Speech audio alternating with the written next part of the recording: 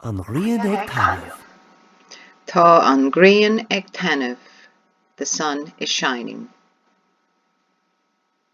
Ag campáil.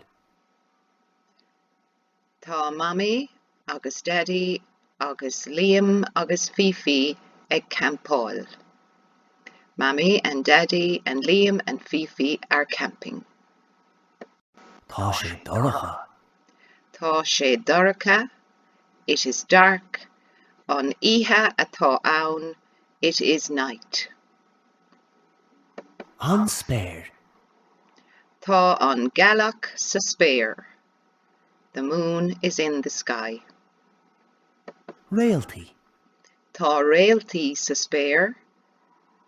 The stars are in the sky. An tuisce.